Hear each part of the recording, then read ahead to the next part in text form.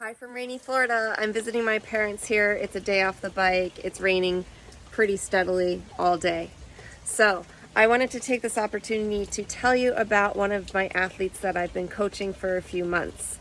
And you might have some takeaways from this. This is a great lesson. I think you could learn something from it. So this guy had started biking in COVID.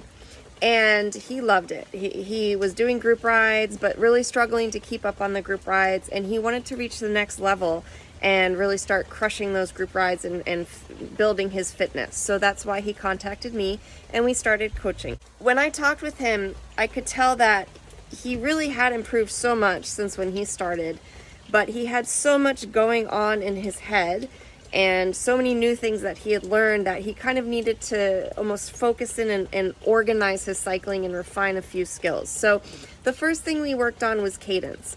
And he went from having kind of variable cadence like this and not really being aware of the cadence he was doing to like choosing the cadence, using it well, being a lot more steady, not wasting energy, and just made huge strides. So I was super proud of him for doing that. And through this cadence work, he really learned to focus in and think about what he was doing. So instead of being reactive, like in his group rides, they would go fast and he would just be like, okay, I have to go fast. And he wouldn't really think about what he was doing. I made him think about it. I made him think about the cadence. I made him think about the body position, the shifting, like what's effective, what's not effective, what are you doing, what are you not doing, how are you breathing? And he's just started doing these little check-ins throughout his rides. And eventually I stopped pushing the self-awareness. I felt like, okay, he's built it, he's done it. And then he kind of went off and did that on his own. And then he came to me a week ago and he's like, Jill, I had this breakthrough moment. And he was so excited because what he had realized, he was doing a workout with some surges. And before every surge, he realized he was tensing up. And that wasted energy was really kind of not, it was getting in the way. And when he relaxed and didn't tense up, suddenly he shot forward. He had a lot more energy. He had a lot more power. And he was just so happy to discover this. And he's been working on it since then. The takeaway is be aware of what you're doing. Do these check-ins every so often.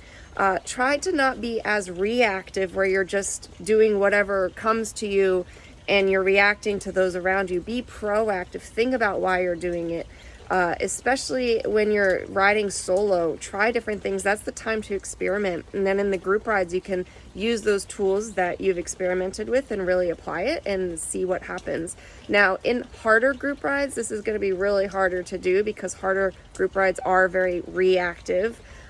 You're just trying to keep up and maybe you don't have enough energy or mental space to kind of like think about what you're doing. But on easier group rides, you can be proactive and you can really think about it. You can try, you can observe yourself, and you can play around with all of that. So enjoy, be self-aware, and have fun.